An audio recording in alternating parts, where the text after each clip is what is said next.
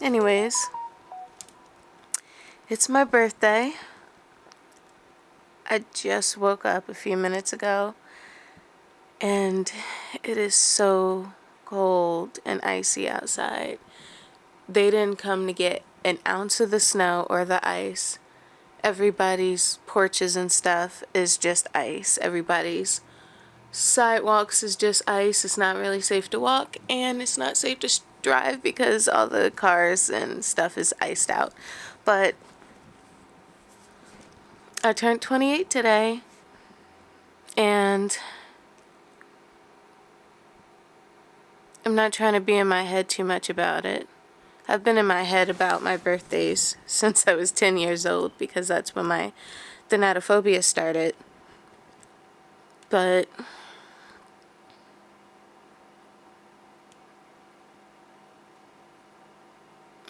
I don't know. It's like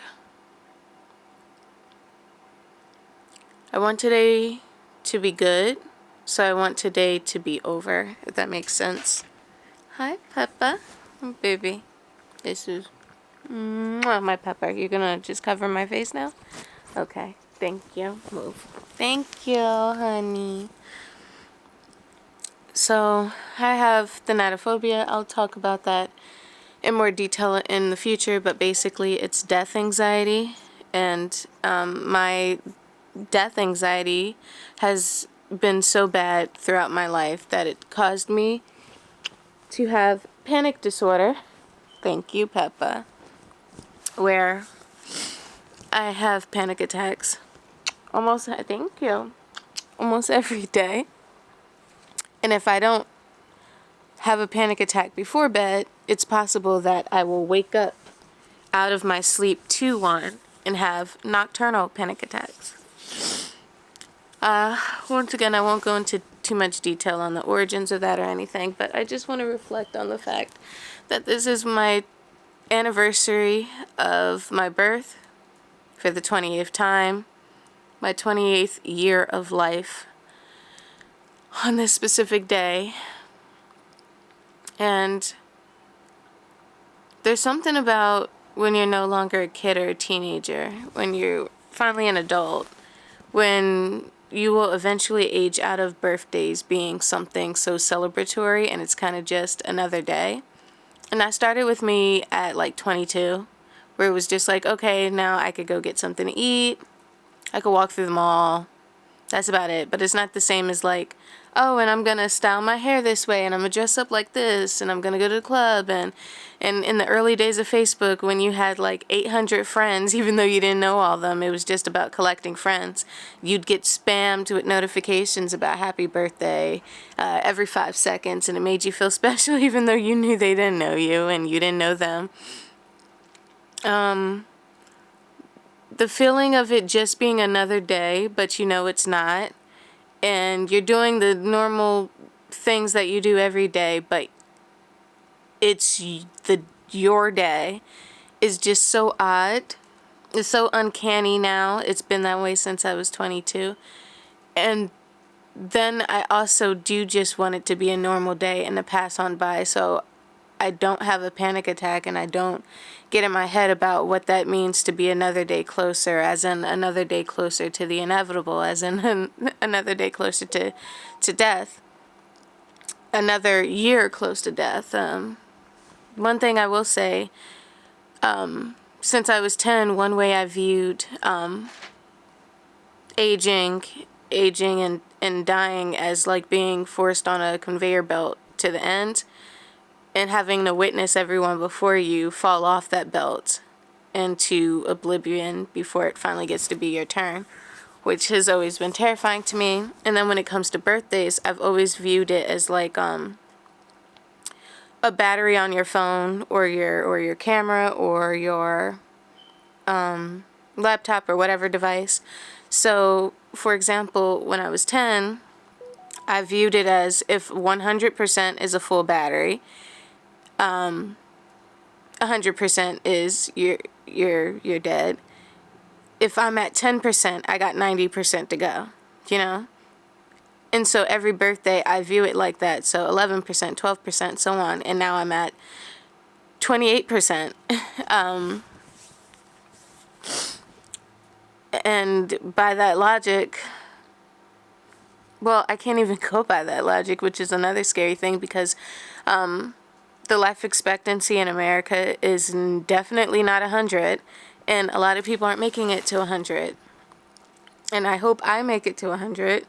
I hope I make it beyond 100. I hope I achieve immortality, if I'm being honest, even if I know what the consequences of that is. And I know that's not rational, but the natophobia isn't rational. My fears aren't rational, but they're real. If I could have it my way, I'd be here forever. My pets be here forever. My family, my friends be here forever. And just thinking about the fact that they'll have another birthday, which I'll celebrate because I love them, but I'll always be thinking about it in percentages and in the conveyor belt and who's going to go before me and how many of them are going to go before me until it's my time to go. I really need to stop talking about this right now because I'm about to like cry and make myself panic. The whole point is my birthday is usually the worst. My birthday is usually the worst day for me when it comes to my thanatophobia. It's where I feel my worst, and I try to do everything I can to distract myself from being so terrified. But everything points to being terrified. If I spend it with family, I start thinking about them not being here. When I spend it by myself, I think about being alone and not being here. When I spend it, I just try to find any type of way to distract myself. So today I wanted to like deep clean the house with music, read books, just do whatever I can to get out of my head. I don't know, I might go eat. I know my dad wants to take me out to eat. I could do that. That could be a good distraction. That could not be a good distraction. That could I could regret that later. I don't know. But the point is, I'm trying to turn all this fear into something worth it. Doing something that's scary anyway, like post on social media, like work on trying to share the things I care about. Create a digital archive, multiple digital archives across multiple platforms, dedicated to recording my life in progress, recording my thoughts, and most importantly, sharing my art that I would hope to immortalize me. I would hope that my art gets to live beyond me. And I would hope that I could share and engage with others and create art that means something. From audiovisuals to photography to comics to novels. Things that mean something to me, things that speak to the things that have always been swirling in my head, that matters in my heart,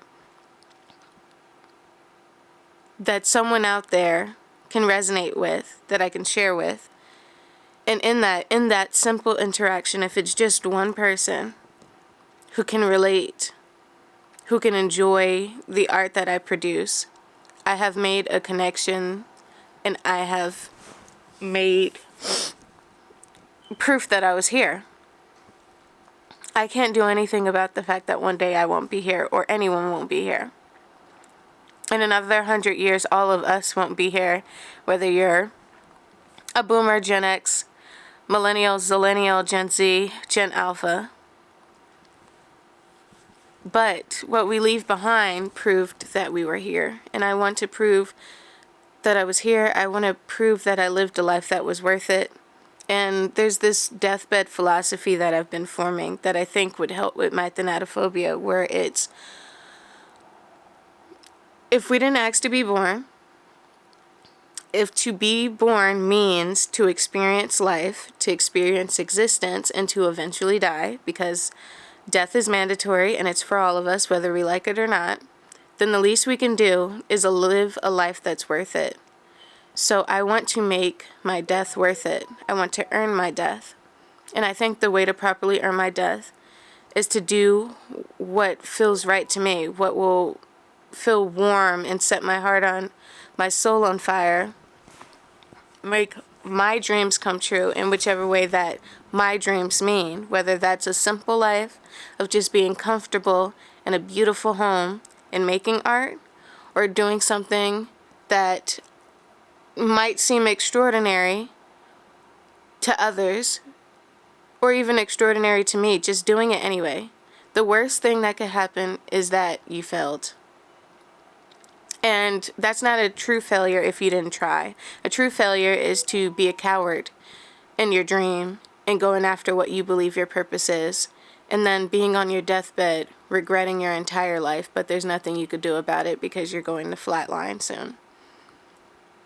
I don't want to get to that point where I regret that I did absolutely nothing but what I was told to do, or I played it safe, or I just let everyone else make decisions for me, and I spent my day-to-day just working and working and working and working just to pay the bills, to live check by check, keep my head down, and then use TV and movies and books as a distraction from the fact that I'm too scared to just pick up a pen or some ink or a paintbrush and draw and sketch and paint or write or type up my stories and share and post videos and work towards making my own little short films, work towards making my little animations. I don't want to disappoint myself in the future. I already disappoint myself now with how quickly I can procrastinate, how quickly I can just let the day go by because I'm too scared to try to do something. I'm too scared to do this. I've been wanting to make videos for years. There was a time for the wrong reasons where I wanted to, just because I thought if I could be successful, that would give me access to friends. But I had to grow into wanting to do this for me for the right reasons. And the right reasons... Hi, Peppa. He's right here. Look at my baby boy. He just keeps staring at me. Hi, honey. Hi, honey. You don't care? Okay. I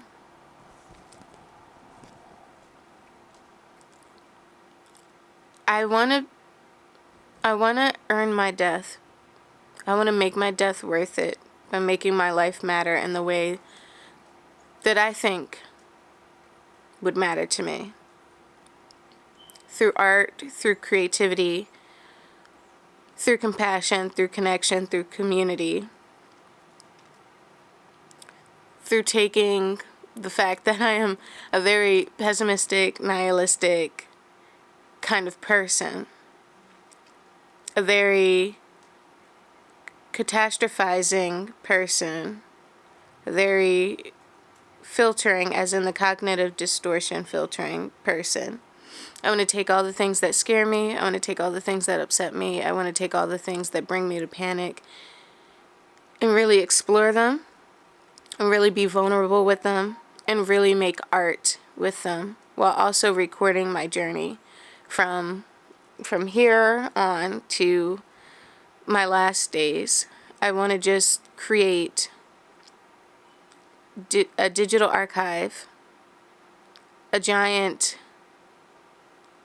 time capsule of all of me, of all my thoughts, my opinions, my viewpoints, my journeys.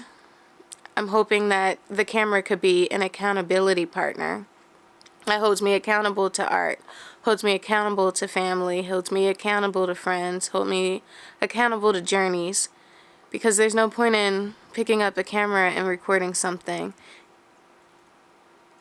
something untrue, something cowardly, and something as simple as, here's what I did today and it's half-assed, instead of letting it motivate me to actually, for one, go outside, because I've been inside the house for years now, since 2019, right before the pandemic, and then became permanently remote in the pandemic. And admittedly, I don't really go outside unless I have to get groceries or do laundry at the laundromat. I spend most of my days inside of this same few walls in this apartment. So stepping outside, interacting with the real world, going after what I want. If I'm not going to do it now at 28, when am I going to do it? And now that I transitioned from mid-20s to late 20s, there's also something very sad about that, because I've been in lockdown since, 2020. I've followed all the protocols, so I felt like I lost 3 years, my mid-20s, to that. Even though, if I'm being honest, it's not like I would have went to raves or clubs or did any of the things that the young 20-somethings are supposed to do to make your life worth it. Because